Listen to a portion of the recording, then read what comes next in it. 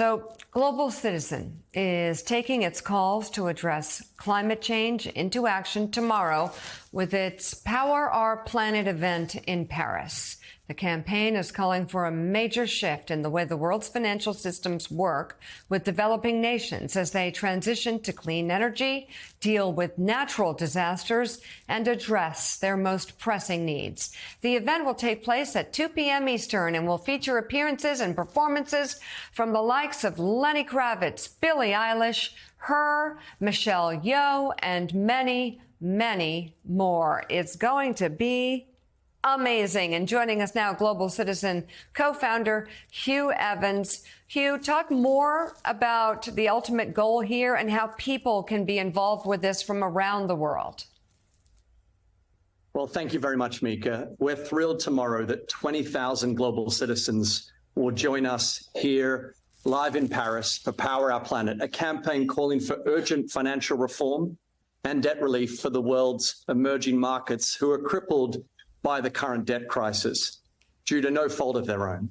And we know that we need ultimately the World Bank and their new president, Ajay Banga, to step up. He needs to stretch the World Bank's balance sheet and ultimately initiate what's called a debt pause clause to enable emerging markets, when they're crippled by debt as a result of natural disasters, to be able to invest that money into their own populations, not repaying the World Bank. We also need the world's governments who are all meeting under the presidency of President Emmanuel Macron of France tomorrow to commit to deliver on their promises of $100 billion in climate financing that they committed to under the Paris Climate Change Agreement. And ultimately, this involves the US government principally. Janet Yellen is here in person. And we know that often what happens is the US government will repeat the same talking points that they've said year after year after year, that they will fulfill their promise. Former Secretary of State John Kerry continues to say this, and they have not lived up to their promise to ultimately commit the 11 or odd billion dollars that the US government needs to do to ultimately give their fair share under the Paris Climate Change Accord. And give us a sense of some, I see names behind you that I've named, some of the stars that are joining forces, performing, showing up. Who else will be there?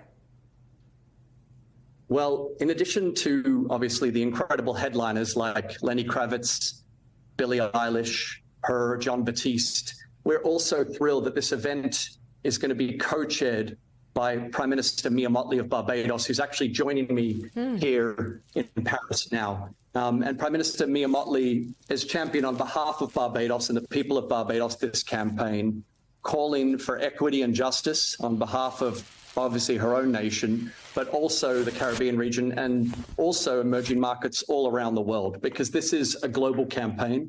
And under her leadership, we know that this is about this power of public policy meets pop culture. We have the world's greatest artists together with the world's greatest leaders coming together, but we need those leaders to act.